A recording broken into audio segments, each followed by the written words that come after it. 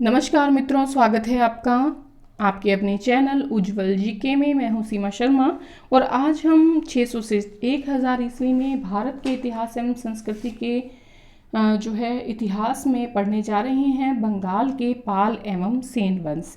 इससे पहले मित्रों हम हर्षवर्धन पढ़ चुके हैं, परमार, गढ़वाल, गुजरात के चालुक्य, जिजाक भुक्ती के चंदेल, राष्ट्रकूट नरेश, गुर्जर प्रतिहारों के बारे में बात कर चुके हैं, चौहानों के बारे में बात कर चुके हैं, परमारों के बारे में बात कर चुके हैं। अगर आपने वो वीडियो नहीं देखी है तो प्लेलिस्ट में जाकर देख सकते हैं या फिर मैं डिस्क्रिप्शन में लिंक डाल दूंगी, आप वहां से भी देख सकते हैं। आज हम बात कर रहे हैं बंगाल के पाल और सेन वंश की। देखिए, शशांक की जब मृत्यु हो जाती है तो उसके बाद जो लगभग 100 सालों तक जो क्या कहते हैं, बंगाल में अराजकता और जो अव्यवस्था होती है उसका वातावरण जो है व्याप्त रहता है। 8वीं सदी के मध्य में क्या होता है, अशांति और इस अव्यवस्था से उबकर जो बंगाल के लोग होते हैं, नागरिक होते हैं, वो गोपाल नाम के एक सुयोग्य व्यक्ति होता है, सेनानायक होता है, उसे राजा बना देते हैं। तो वहीं से बंगाल के पाल नरेशों की या पाल वंश की जो है वो शुरुआत होती है।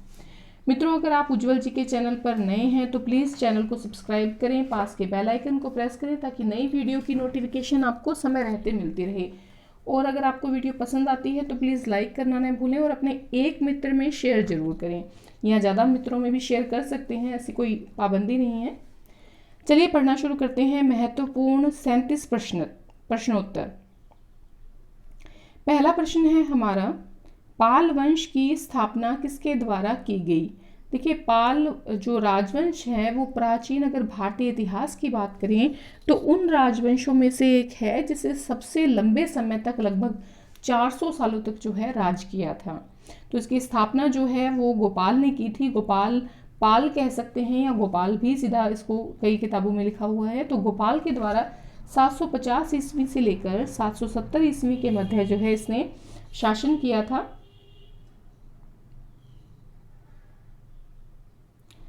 मगध में उदयंतपुरी विश्वविद्यालय की स्थापना किसने की थी। तो देखिए, उदयंतपुरी विश्वविद्यालय की स्थापना की है गोपाल ने।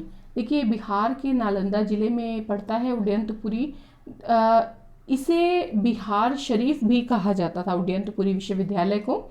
और जो बख्तियार खिलजी आया था तो इसने क्या किया, इसको नष्ट कर दिया था।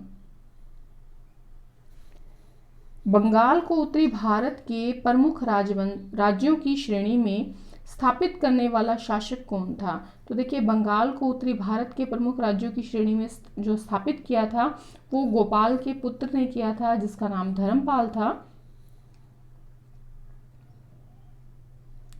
8वीं शताब्दी में बंगाल में जो आंतरिक अव्यवस्था फैली हुई थी उसे क्या कहा गया है। तो जो अव्यवस्था फैली हुई थी, जब गोपाल ने शासन संभाला नहीं था, तब तक जो अव्यवस्था थी उसे मत्स्य न्याय कहा गया था और इस मत्स्य न्याय को समाप्त करने वाला गोपाल था। गुजराती कवि सोढल ने 11वीं शताब्दी के किस शासक को उत्तरापत स्वामी की उपाधि से संबोधित किया है। तो कवि सोढल ने, गुजराती कवि हैं, इन्होंने जो है उपाधि दी है उत्तरापथ स्वामी की, किसे, धर्मपाल को। तो ये धर्मपाल गोपाल का पुत्र था। 770 से लेकर 810 ईस्वी तक का इसका टाइम पीरियड था। ये एक बौद्ध धर्म को मानने वाला व्यक्ति था।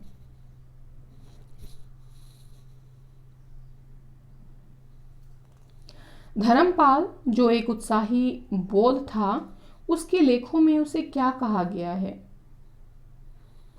परम सौगात कहा गया है। प्रसिद्ध बौद्ध लेखक हरिभद्र किस पाल नरेश की राजसभा में निवास करते थे। तो बौद्ध लेखक हरिभद्र जो हैं ये धर्मपाल की राजसभा में निवास करते थे। देखिए, ये प्रतिहार शासक वत्सराज को और जो राष्ट्रकूट शासक ध्रुव है उससे पराजित हुआ था धर्मपाल।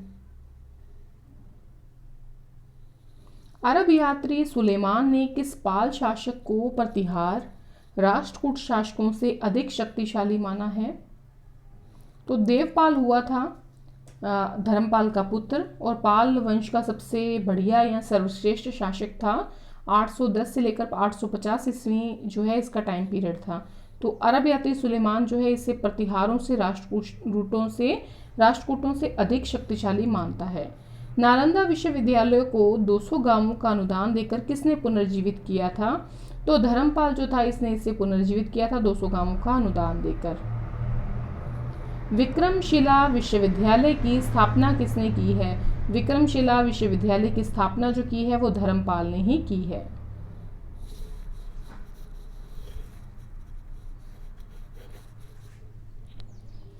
किस स्तंभ पर उत्कीर्ण लेख में देवपाल की प्रशंसा की गई है?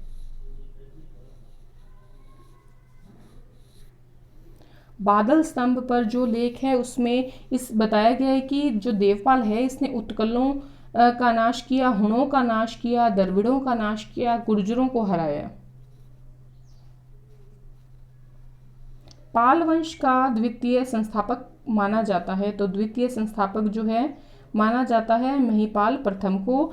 988 से लेकर 1038 तक का जो टाइम पीरियड था वो महिपाल प्रथम का टाइम पीरियड है। अब बात यहाँ आती है कि देखिए द्वितीय संस्थापक क्यों कहा जाता है। देखिए इससे पहले जो देवपाल था वो महान शासक था, अभी हमने बात की थी। उसके बाद राजा आता है विग्रहपाल, जो संन्यास ग्रहण कर लेता है अपने पुत्र के पक्ष में सिंहासन छोड़कर। उसका पुत्र होता है नारायण पाल। वो भी क्या करता है, वो भी शिव का भक्त होता है और इसलिए साधु जीवन व्यतीत करता है। 1000 से ज़्यादा शिव मंदिरों का निर्माण भी करवाता है। और उसका जो उत्तराधिकारी होता है आपके नारायण पाल का, वो होता है महिपाल। तो ये द्वितीय संस्थापक माना जाता है क्योंकि इसी के टाइम पीरियड में इसने क्या है, इसको आगे बढ़ाया अपने राज्य को। महिपाल ने किस बौद्ध भिक्षु के नेतृत्व में एक धर्म प्रचारक मंडल तिब्बत भेजा था? तो बौद्ध भिक्षु अतिश के नेतृत्व में इसने भेजा था।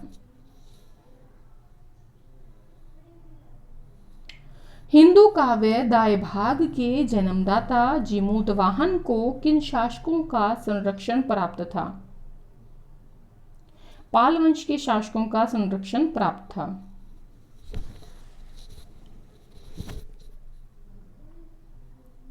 राजेंद्र चोल ने बंगाल पर आक्रमण कर किस पाल शासक को पराजित किया था?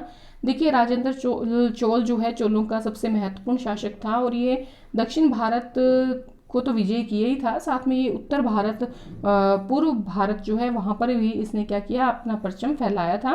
तो यहाँ इस कड़ी में महिपाल प्रथम को ये क्या करता है, पराजित करता है। संध्याकर नंदी द्वारा रचित रामपाल चरित्र के नायक रामपाल को इस वंश का अंतिम शासक किस इतिहासकार ने माना है? तो प्रसिद्ध जो आपके इतिहासकार हुए हैं तारानाथ, तो उन्होंने संध्याकर नंदी में जो रामपाल चरित्र जो है उसमें जो नायक रामपाल की बात की गई है उसे अंतिम शासक माना है पाल वंश का।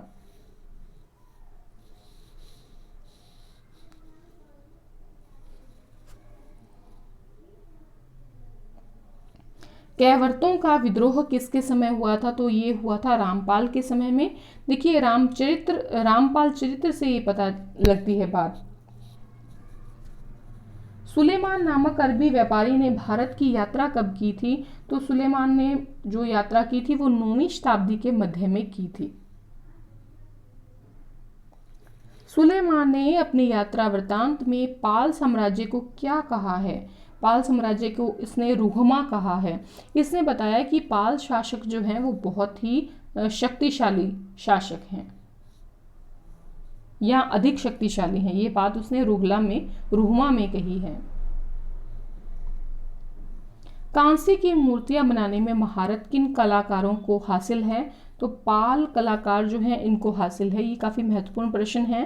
देखिए पाल जो थे वो बौद्ध धर्म के तांत्रिक संप्रदाय के अनुयायी थे और एक बात इनकी ये भी बहुत थी कि बहुत बड़ी संख्या में ये हाथी रखते थे।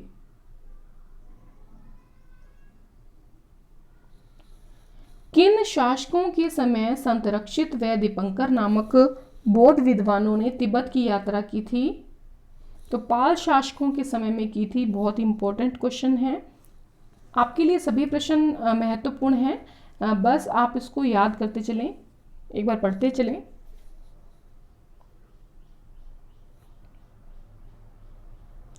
धर्म स्वामी नामक विद्वान तिब्बत से भारत किस वंश के समय में आया था? तो धर्म स्वामी तिब्बत से भारत आया था पाल वंश के समय में। सेन राजवंश के संस्थापक हैं। जब पाल वंश की समाप्ति हो जाती है तो जो सेन वंश है उसका परचम फहराता है, और इसका जो संस्थापक था वो था सामंत सेन। सेन वंश का प्रथम महत्वपूर्ण शासक कौन है? देखिए विजय सेन है। इसका टाइम पीरियड 1095 से 1158 ईस्वी है। देखिए इसने क्या किया, इसने जो है नेपाल यानी कि नव्या, इसको मतलब नेपाल को नव्य कहा गया है, नव्य को और वीर को पराजित किया था। मतलब नेपाल को और मिथिला यानी कि वीर को पराजित किया था। देवपाड़ा प्रशस्ति लेख किसका है? तो ये प्रशस्ति लेख है कवि धोई का। इसमें इसने विजयसेन की जो विजय हैं इसका उल्लेख किया है। बंगाल में जाति प्रथा और कुलीन प्रथा को संगठित करने का श्रेय किसे प्राप्त है? तो बल्लाल सेन शासक हुआ था विजय सेन के बाद। तो 1158 से 1178 तक टाइम पीरियड है इसका, और इसके समय में जाति प्रथा और कुलीन प्रथा जो थी उसको संगठित करने का श्रेय इसे प्राप्त है। कुलीनवाद सामाजिक आंदोलन का प्रचलन करता कौन था? तो इसको प्रचलन करने वाला था बल्लाल सेन। दान सागर ग्रंथ की रचना किसने की है? बल्लाल सेन ने की है। देखिए अद्भुत सागर की रचना जो है इसने प्रारंभ में की थी, लेकिन उसे एक तो दान सागर को तो इसने पूरा कर लिया था, लेकिन अद्भुत सागर की रचना जब इसने शुरू की तो इसे पूरा नहीं कर सका था। फिर इसका जो पुत्र होता है लक्ष्मण सेन, काफ़ी महत्वपूर्ण शासक होता है, तो वो अद्भुत सागर को पूरा करता है। गोडेश्वर एवं निशंक शंकर की उपाधि धारण किसने की थी? तो बल्लाल सेन ने ही धारण की थी गोडेश्वर और निशंक शंकर की उपाधि। बंगाल में राजधानी लक्ष्मणवती या लखनौती की स्थापना किसने की थी?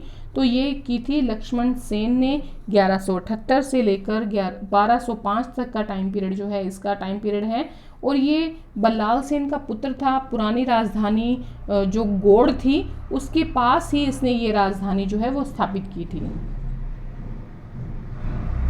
किस मुस्लिम शासक ने लखनौती पर 1202 ईस्वी में अधिकार कर लिया था? तो आपको पता ही है मोहम्मद बिन बख्तियार खिलजी जो है वो आता है, ये मोहम्मद गोरी का ही एक दास था। तो इसने क्या किया था, इसने यहाँ पर ये जब वो तो दिल्ली में थे कुतुबुद्दीन ऐबक, और ये क्या पूर्व की दिशा की ओर बढ़ गया था और इसने बंगाल को अपने अधिकार में कर लिया था। बिहार पर भी इसने कब्जा कर लिया था। तो लखनौती पर अधिकार मोहम्मद बिन बख्तियार खिलजी ने 1202 ईस्वी में कर लिया था। सदुक्ति कर्णामृत की रचना किसने की थी? तो इसकी रचना जो की है वो की है श्रीधर दास ने। ये श्रीधर दास जो था ये लक्ष्मण सेन का दरबारी कवि था, और इस रचना में सदुक्ति कर्णामृत में कुछ कविताएं ऐसी हैं जो लक्ष्मण सेन यानी कि राजा लक्ष्मण सेन की हैं। जयदेव धोई हलायुद्ध किसकी राजसभा को सुशोभित करते थे? तो लक्ष्मण सेन की राजसभा को जो है सुशोभित करते थे, जिसमें जो हलायुद्ध था ये प्रधान न्यायाधीश भी था और मुख्यमंत्री भी था लक्ष्मण सेन का। गढ़वाल शासक जयचंद को बंगाल के किस शासक ने पराजित किया था? लक्ष्मण सेन ने पराजित किया था, और जो लक्ष्मण सेन है इसने परम भागवत की उपाधि भी धारण की थी। गीत गोविंद के रचयिता हैं, तो गीत गोविंद के जो रचयिता हैं वो हैं जयदेव। पवन दूत के लेखक हैं धोई। ब्राह्मण सरोसव के रचयिता हैं हलायुद्ध। हलयुद्ध नहीं है, हलायुद्ध आएगा। तो इस प्रकार मित्रों 37 प्रश्नोत्तर हमारे यहीं समाप्त होते हैं। आशा है वीडियो पसंद आई होगी। लाइक करें, अपने मित्रों में शेयर जरूर करें। धन्यवाद।